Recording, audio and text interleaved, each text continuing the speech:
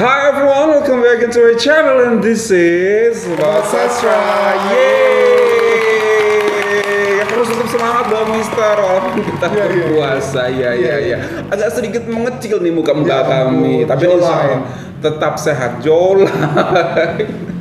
Okay, now thank you so much everyone for clicking the video to stop by watch us, and today we have Assalamualaikum everyone, Aziz Sergey. Thank you so much for coming Mr. Ajis. Nah, hari ini ada sebuah video akan kita reaksikan. Oke, fasten your seatbelt, it's gonna be very much kencangkan tali keledai. Iya, serius banget nih Mister, berkaitan dengan perminyakan. Aduh. Kalau di Indonesia, kalau di Malaysia ada Petronas, kalau di Indonesia ada Pertamina. Aduh kayak berdarah ya Sedang tidak baik-baik saja. Ngomong Pertamina aja tuh kayak berdarah hati kita gitu. Salah satu korban ya. Untuk itulah saya pindah ke lain hati. Makanya motornya agak suka sakit ya, motornya suka batuk-batuk, suka sakit, ternyata find out ternyata begitu dia ya. Oke, nah Mister, ada sebuah video yang berkaitan dengan perminyakan tersebut, ada hubungannya juga sih mungkin dengan Pertamina. Petronas lebih memilih Vietnam Instead of Oke, begitulah Mister pokoknya ya. Pokoknya Petronas lebih memilih Vietnam dan mereka itu semacam memberikan modal ataupun membangun kilang ataupun bekerja sama dengan Vietnam. Wow, salah satu raksasa baru Asia. Betul. Vietnam. Seperti apakah dan hubungan apakah, kerjasama apakah yang dibangun oleh Petronas dan Vietnam? Here we go, 1, 2, 3. Semakin jauh meninggalkan Indonesia. Lawatan kerja Perdana Menteri Datuk Seri Anwar Ibrahim ke Hanoi berjaya mempercepatkan rundingan kerjasama sektor tenaga antara Petronas dan Petro Vietnam. Janji dijangka dimaksudkan Mei depan. Kerjasama mega di antara dua gergasi minyak dan gas ASEAN itu disimpulkan Datuk Seri Anwar di akhir lawatan kerjanya di Vietnam. Malaysia turut komited mempercepat proses rundingan itu. Satu contoh umpamanya Petronas Petro Vietnam itu pelaburan puluh bilion yang akan memberikan pulangan yang baik kepada kita. Malaysia dan Vietnam turut mengorak langkah memperkukuh kerjasama strategiknya menerusi sektor tenaga, iaitu dari segi penjanaan dan juga sambungan grid elektrik merentasi sepadan. Usaha ini dilihat selari dengan aspirasi ASEAN Power Grid APG yang bukan saja memastikan menjamin kelangsungan belekalan elektrik tetapi juga kestabilan serantau. Yang Mulia Tan Sri Tengku Muhammad Taufik Tengku Aziz, President and Group CEO of Petronas. Congratulations for the two countries. Semakin jauh lah mereka ini meninggalkan kita. Ini adalah gambaran betapa hebatnya Petronas, perusahaan minyak milik negara tetangga kita, Malaysia. Oke, Petronas adalah salah satu perusahaan minyak dan gas terbesar di Asia yang konsisten masuk dalam daftar Fortune Global 500, yaitu daftar perusahaan dengan pendapatan terbesar di dunia. Hebat kan Petronas? Kalian iri gak sih sama warga Malaysia yang punya SPBU dan perusahaan minyak sehebat itu? Udah punya prestasi yang membanggakan di Formula One, menguntungkan negara, dan memuaskan konsumen. Lah, emangnya ada ya SPBU anomali yang merugikan negara dan menipu konsumen? Apakah kalian pernah berpikir keras? Mengapa Petronas lebih maju dibandingkan Pertamina? Korupsi minyak mentah Pertamina rugikan negara 193 triliun. Jadi kalau Malaysia itu ngasih keuntungan ke negara 200 triliun, nah yang ini agak lain juga nih, hampir 200 triliun ngasih kerugian ke negara. Negara tetangga kita, Malaysia, di sana hanya 6.800 Pak per liter. Tapi kenapa ya di Indonesia bisa lebih mahal? Padahal Indonesia adalah salah satu produsen minyak terbesar di Asia Tenggara. Apakah kemudian ketika Petronas itu, Malaysia itu bisa menghadirkan BBM murah untuk rakyat, apakah mereka rugi? Tidak juga. Setelah saya dapatkan datanya tadi malam, ternyata keuntungan laba dari Petronas adalah 267 triliun. 4 kali lipat daripada laba Pertamina. Tapi di sini tidak ada bensin RON 92, apalagi RON 90. Lantas, apa ada perbedaan ketika diisi BB Malaysia? Ya, mesin terasa sedikit lebih responsif lah. Tapi kalau untuk kehematan, ya kurang lebih sama aja. Gimana? Tertarik isi bensin di Malaysia? Merek perusahaan minyak dan gas paling berharga di dunia, satu-satunya dari Asia Tenggara. Di peringkat ke-10 ada perusahaan migas asal negeri jiran Malaysia, Petronas. Petronas ini bukanlah sekadar syarikat minyak dan gas biasa, tapi ia adalah tulang belakang ekonomi negara. Wow. 2023, Petronas sumbang 40 bilion dalam bentuk dividen kepada kerajaan Malaysia. Duit inilah yang digunakan untuk Ini benar-benar kebanggaan, tulang punggung daripada negara Malaysia. Hospital, sekolah, Wow, semuanya dibangun dari hasil Petronas, Mister. Tidak terbeban dengan kenaikan harga barang. Tahun ini pula kita tengok keuntungan Petronas selepas cukai 55 bilion. Ini menunjukkan betapa besarnya sumbangan Petronas kepada pembangunan negara. Dan rakyat Malaysia itu bangga sekali sama Petronas. Apalagi ada logo Petronas di mobil F1. Bangganya jadi anak pasti Malaysia di banget. perantauan. Hari tu bro jalan-jalan di Mercedes-Benz World Museum dekat London. Bangga sangat bila nampak logo Petronas, satu syarikat Malaysia yang sangat terkenal. Bangga betul. Kalau korang tak tahu, minggu ni ada benda bersejarah yang berlaku yang mana stesen minyak Petronas pertama telah pun dibuka di Brazil. Sao Paulo ni dengan cerita dalam 250 km daripada Rio de Janeiro. Benda ni telah pun dimaklumkan oleh Eric Martimiano da Silva. Dia kata dia banggalah dengan detik bersejarah ini dengan perasmian stesen minyak Petronas pertama dekat Brazil.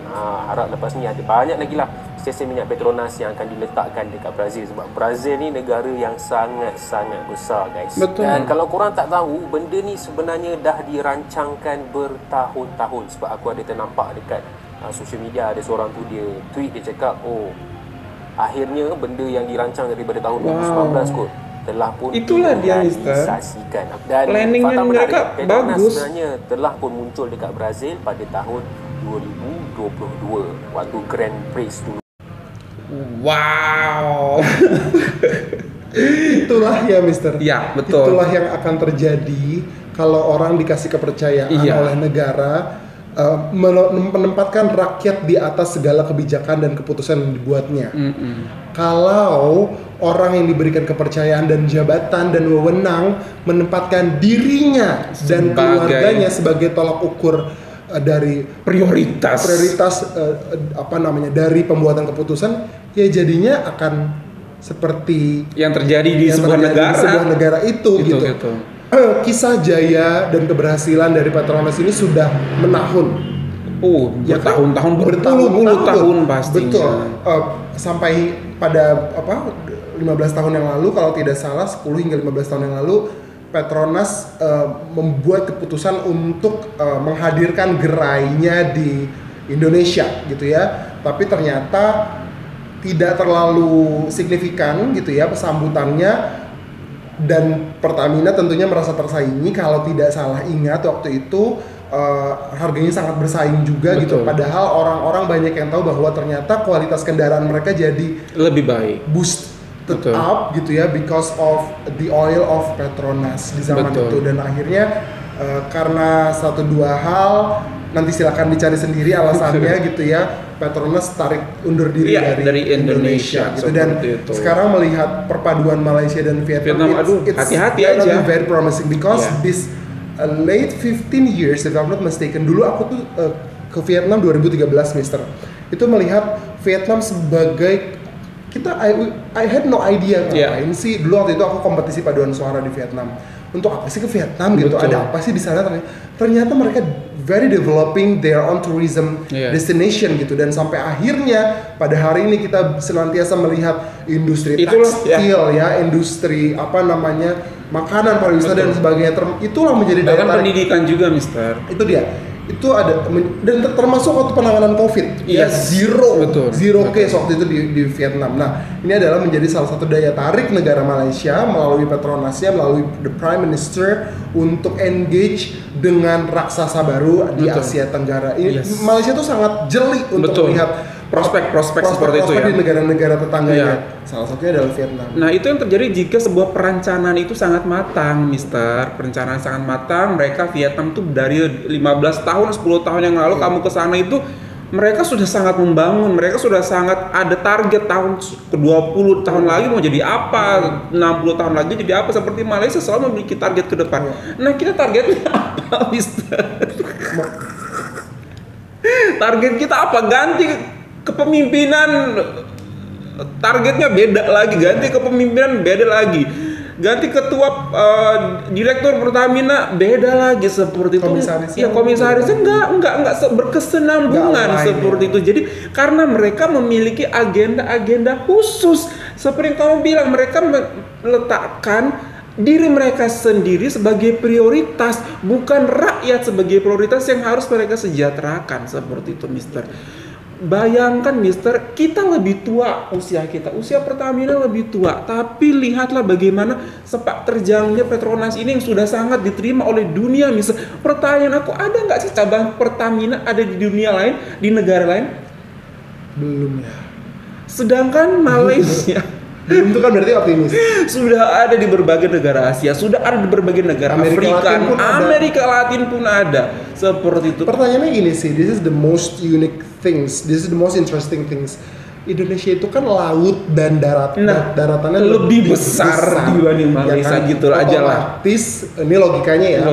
Otomatis harusnya hotspot untuk oil minery itu lebih banyak dong, betul. Gitu. Titik-titik poin-poinnya ya. Titik eksplorasi minyak bumi juga harusnya lebih banyak dong. Tapi kenapa Malaysia yang menurut kita relatif lebih kecil wilayahnya bisa berjaya seperti sekarang ini gitu? Bisa berjaya, lebih bisa menghasilkan. Betul. Kalau tidak salah, please correct me if I'm wrong in the comment section. Kalau tidak salah satu program yang dicanangkan terus-menerus dan dijaga sampai saat ini oleh perusahaan Petronas adalah eksplorasi kilang minyak baru yang tidak pernah berhenti. Jadi tidak pernah puas dengan kilang minyak yang sudah mereka punya. Terus dicari hotspotnya. Betul. Dikirimlah para pelajar terbaik ke negara-negara luar untuk mempelajari teknik-teknik industri perminyakan. Kemudian akhirnya mereka bisa berani untuk melakukan eksplorasi di titik-titik baru gitu. Jadi tidak cepat puas gitu ya dengan apa yang mereka sudah punya sekarang, dan akhirnya berjaya dan terus berjaya hingga bila-bila. Nah, itulah Mister. Jadi yang ingin aku highlight tuh seperti yang kamu bilang, kita lebih besar, seharusnya lebih banyak keuntungan yang dirasakan oleh rakyat, seharusnya lebih banyak kejayaan atau kesejahteraan yang dirasakan oleh seluruh warga negara bangsa Indonesia ini, tapi malah sepertinya nilai harga minyak makin naik terus, dan kita terakhir find out bahwasanya minyak yang kita beri itu bukanlah minyak yang seharusnya kita dapatkan seperti itu, dan sangat kecewa banget gitu. The thing is simply why we don't like lower down our ego gitu and just like approach Petronas. I want to learn from you. Why you can be this big and I cannot big gitu loh. I cannot getting big gitu. Bigger. Why you are getting bigger gitu. Mister, I don't think that's the problem. I don't think the eager the willingness of learning is the problem. Tapi problemnya adalah the mentality. Jadi mau dibuka program untuk belajar atau studi banding pun sebanyak-banyaknya pun tidak akan sukses, berjaya atau berhasil kalau mentalitinya masih I have to prioritize myself and my family within this decision, within this policy. The most really hurting things that we find out itulah ketika kita menemukan itu bukan kaki tangan yang melakukan, Mister.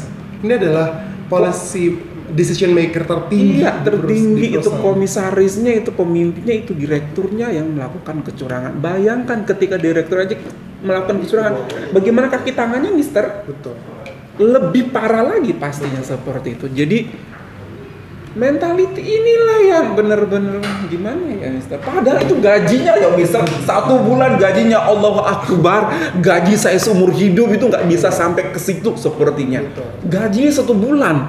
Gaji itu kayak gaji orang satu pulau besar itu. Allahu Akbar. Besar banget, tapi kenapa masih ingin sekali, haus sekali untuk mendapatkan kekayaan, Mister? Betul.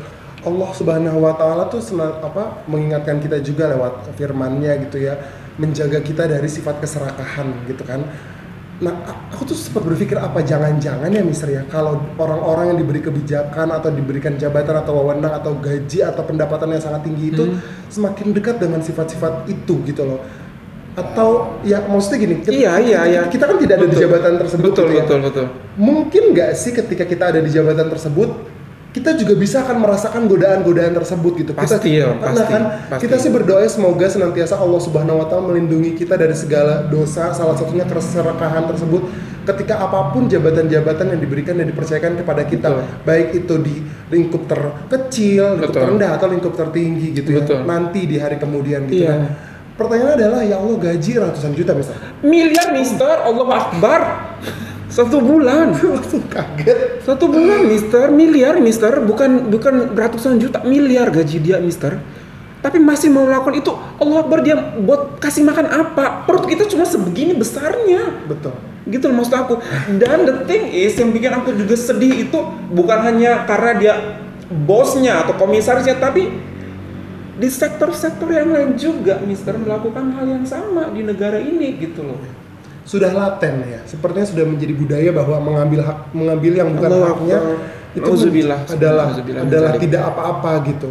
Jadi itu dimulai dari hal-hal kecil, dimulai dari lingkup terkecil, dan akhirnya ketika diberikan jabatan ya jadinya melanggengkan segala cara gitu.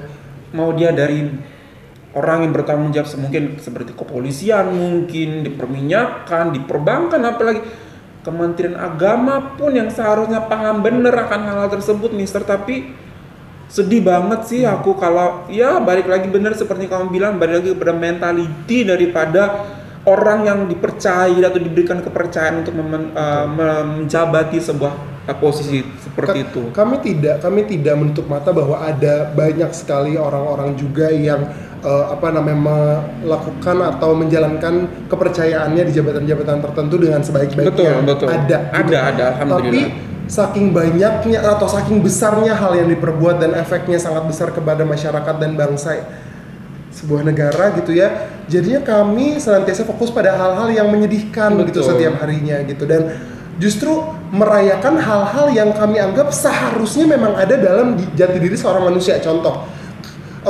ada polisi jujur di provinsi apa, kami rayakan. Alhamdulillah akhirnya masih ada. Padahal kejujuran padahal itu adalah sesuatu yang harusnya melekat sehari-hari dalam diri seorang pelayan masyarakat gitu.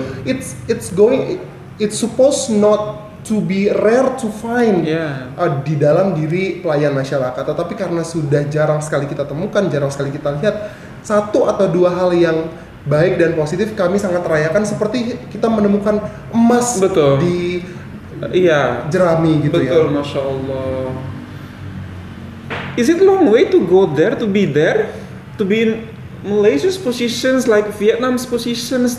They're competing with other country gitu loh, not competing with their own people, their own workmate gitu loh, untuk memperebutkan jabatan atau untuk memperebutkan keuntungan sendiri gitu loh mister.